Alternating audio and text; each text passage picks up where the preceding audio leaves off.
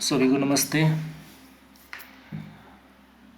आज ना मैंने कुछ ऑब्जर्व किया है। ये डॉलर इंडेक्स का चार्ट है जो आपको दिख रहा होगा। एक बड़ा इंटरेस्टिंग लग रहा है, तो मैं आप लोगों के साथ शेयर करता हूँ। आपके दिमाग में भी कुछ आइडिया आता है तो प्लीज़ कमेंट करें, है ना। और चैनल को थोड़ा सब्सक्राइब कर ले, लाइक करें। तो ये डॉलर इंडेक्स का चार्ट है, मंथली चार्ट है। तो इसमें एक चीज़ देखते हैं अपन, थोड़ा बैक में चलते हैं काफ़ी लास्ट। एक मिनट। तो ये लगभग अपन आ गए। ये डॉलर इंडेक्स का हाई बना था एक 85 में, 165, जो मैं मार्क कर रहा हूँ आपको, ठीक है। ये 165 का मार्क किया मैंने। ये बना था लगभग फरवरी जनवरी 85 में, ठीक है। उसके बाद उस टाइम तो अपना इंडेक्स कुछ था नहीं, सेंसेक्स चलता होगा पता नहीं। निफ्टी तो शायद 95 में आया था। उसके बाद ये फिर वापस एकदम शार्प डिक्लाइन आया और 87 में लगभग 86 के आसपास सेटल हुआ। उसके बाद ये 87 से लेके और 99 तक इसी रेंज में रहा। मैं आपको मार्क करता हूँ यहाँ पे।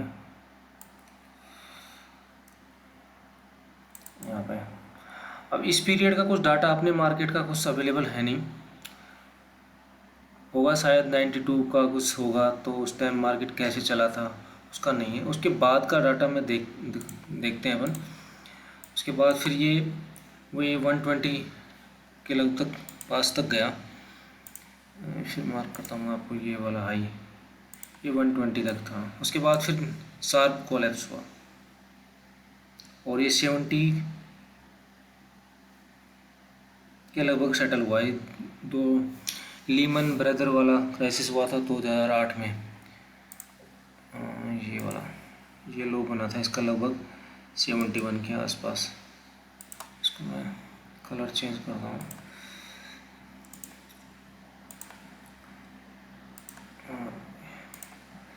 ये ग्रीन कर देता हूँ, ठीक है। उसके बाद फिर ये साइडवेज में रहा लगभग ये वाला पीरियड। इस लो बनने के बाद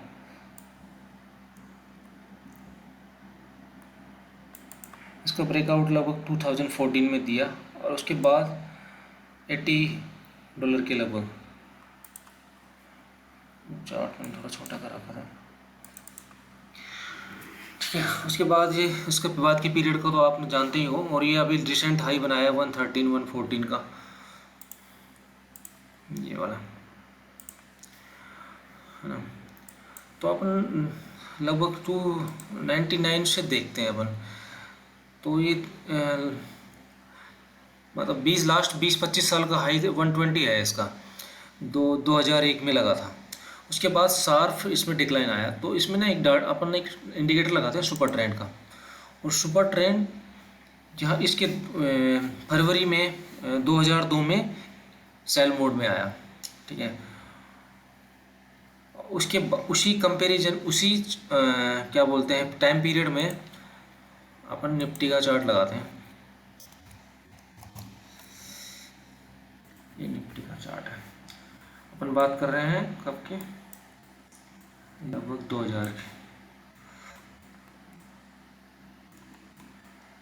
दूसरा टॉप खोला मैंने, ये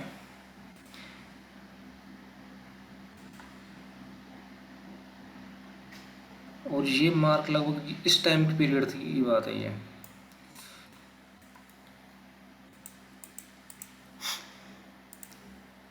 ये वाला पीरियड यहाँ पे एक छोटा सा ब्रेकआउट दिया था निफ्टी ने लगभग मार्च 13 में, नहीं मार्च 3 में, 2003 में। और उसके बाद यहाँ से लगभग 1100-1200 की निफ्टी थी। वो शार्प मूव आया था, निफ्टी सीधी 6000 का टॉप बना था। वो भी 2008 में जो क्राइसिस आया था तब निफ्टी वहाँ से गिरा था, ये वाला टॉप। और इसी टाइम पीरियड में 2003 से लेके और 2008 तक 5 साल में निफ्टी निफ्टी इंडेक्स, मतलब सबसे बड़ा इंडेक्स निफ्टी इंडिया मार्केट का, ये लगभग 5 गुना हो गया था। मतलब 1200 6,000 63,000 की लगभग। और इसी पीरियड में डॉलर इंडेक्स लगभग फरवरी 2002 से लेके और 2008 तक मतलब हाफ हो गया था। 120 से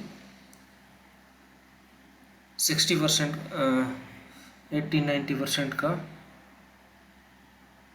डाउन आया था, लगभग 70 का लो बनाया था। ठीक है, मैं आपको इसलिए बताना चाह रहा हूँ, देखो कुछ ना कुछ तो चेंज हो रहा है, जो अब वो टाइम बताएगा बाद में कि ये जो अभी हो रहा था वो कितना बड़ा चीज़ थी, जो हम इसको अगर पकड़ लेते तो। अब ये यहाँ पे मैं इसलिए बताना चाह रहा हूँ, ये नीचे वाला जो ये चार्ट है आरएसआई का है। अभी ये डॉलर डॉलर इंडेक्स का जो ये चार्ट है, इस पे सुपर ट्रेंड ने भी सेल मोड दिया है। मंथली चार्ट पे भी है और वीकली चार्ट पे भी है। अब ये वीकली लगाया मैंने, वीकली पे भी चार्ट है, वीकली चार्ट पे भी है। ठीक है, और ये मैं अभी आपको क्लिक कर रहा हूँ, थोड़ा अच्छी तरह समझ में आ जाएगा। ठीक है, तो मेरी ऑब्जर्वेशन है कि डॉलर इंडेक्स लगभग 90 के पास आ रहा है, यहाँ इस लेवल तक आ सकता है। वही ज़रूरी नहीं मैं कह रहा हूँ वही होए, लेकिन मेरा फीलिंग कह रही है ये इस रेंज में आ सकता है 90 तक। ठीक है, और इस पीरियड में निफ्टी कहाँ जाएगी, ये पुराना डाटा के हिसाब से आप देख सकते हो कहाँ जा सकती है, कहाँ जाएगी। पैसा अगर वहाँ से निकलेगा, क्योंकि जो अब यूएस में हो रहा है, उनका प्रेसिडेंट कर रहा है जिस हिसाब से वो चला रहा है, तो कुछ चेंज हो रहा है वर्ल्ड ऑर्डर में, जो हमको बाद में पता चलेगा कि हमको कितना उसका फ़ायदा होता है नहीं होता है, वो तो आगे आने वाला टाइम बताएगा। ठीक है, तो आप अगर डॉलर वीक होता है, और एक दूसरा चार्ट मैं आपको दिखाता हूँ यूएसडी आईएनआर का।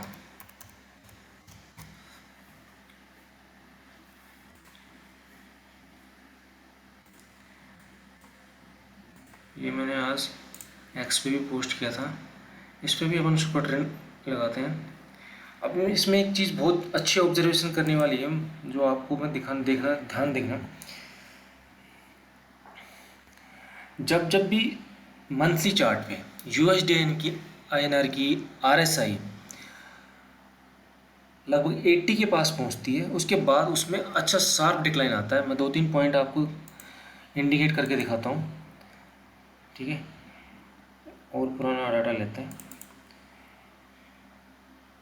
ये लगभग 2002 का था।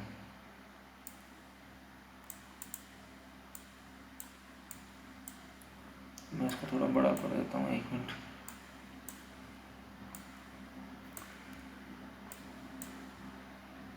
एक पॉइंट, ठीक है, उसके बाद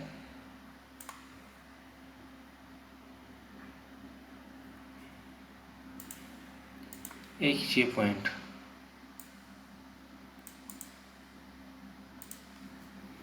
दूसरा नंबर 2,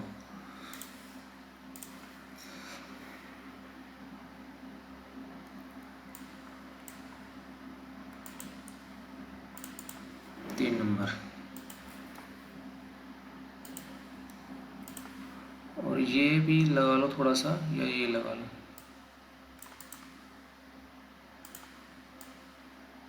ठीक है,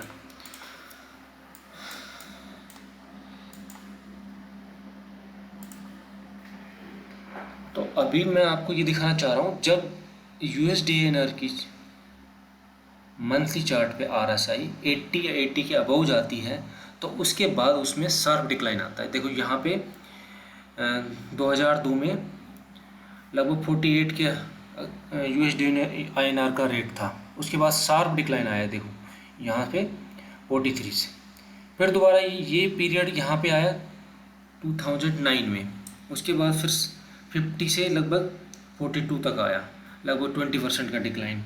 उसके बाद ये पीरियड आया 2018 का 73 का हाई बनाया, उसके बाद लो बनाया 68 का, लगभग 12-15% की डिक्लाइन। ठीक है, अभी ये बनाया है इसने 87 का। अब 87 का हाई है तो ये कहाँ तक आ सकता है ये तो मैं नहीं कह सकता, क्योंकि इसमें भी देखो आप सुपर ट्रेंड मंथली चार्ट पे भी सुपर ट्रेंड नेगेटिव है, मतलब सेल मोड में, और ये लास्ट कब हुआ था 2017 में। ठीक है, उसके बाद ये हम वीकली में जाते हैं तो यहाँ भी सुपर ट्रेंड नेगेटिव दिखा रहा है, इसको थोड़ा हम छोटा कर लेते हैं, यहाँ भी नेगेटिव है। तो मेरा ऑब्जर्वेशन हो गलत हो सकता है, सही भी हो सकता है। तो अगर यूएस डॉलर वीक होता है और रुपये स्ट्रॉन्ग होता है तो कौन से सेक्टर के लिए बेनिफिट होगा, कौन से सेक्टर के लिए अच्छा होगा, वो आप लोग को आप देखना है, और उसका बेनिफिट कौन सी कंपनियाँ उठा सकती हैं। एक्सपोर्ट और इंपोर्ट्स ज़्यादा कौन सी कंपनी का जिस पे ज़्यादा डिपेंडेंट है, उनको पेमेंट इसमें करना पड़ता है। तो ये आप लोग देखें, ऑब्जर्व करें और कमेंट में भी डालें कौन सी कंपनी बेनिफिट होगा, कौन सा सेक्टर बेनिफिट होगा, ज़रूर बताएं। अब दूसरी चीज़ अपन देखते हैं रेशो चार्ट। ये मैं यहाँ पे यूएस डॉलर इंडेक्स का चार्ट लगाता हूँ।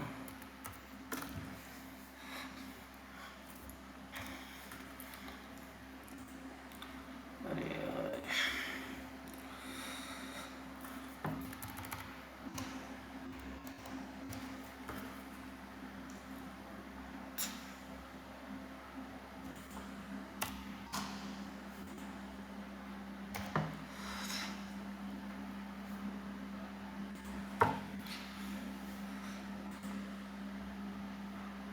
क्या लग रहा है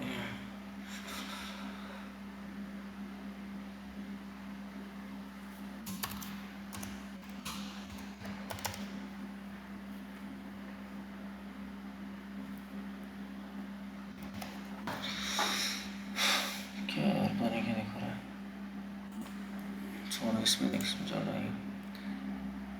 यूएस डॉलर,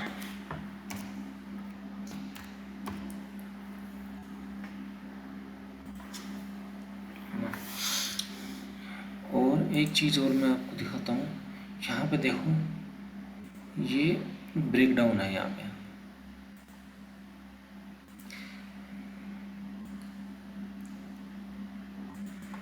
ब्रेक डाउन पिछले महीने हुआ ब्रेक डाउन, फिर आज इस महीने मतलब क्या ना मई मंथ में ऊपर खुला 101 तक गया और वापस ये कैंडल बनी है। देखो अभी आप इसको डेली कैंडल में देखोगे, पिछले महीने में शार्प डिक्लाइन आया, फिर 102 तक वापस बाउंस किया और वापस टेस्ट। ठीक है, तो कुछ ना कुछ तो चेंज हो रहा है बहुत कुछ चेंज हो रहा है, मुझे ऐसा लग रहा है कि बहुत कुछ चेंज हो रहा है, जो आपको बाद में पता चलेगा। इसलिए अपने हाँ ये भी आ गया,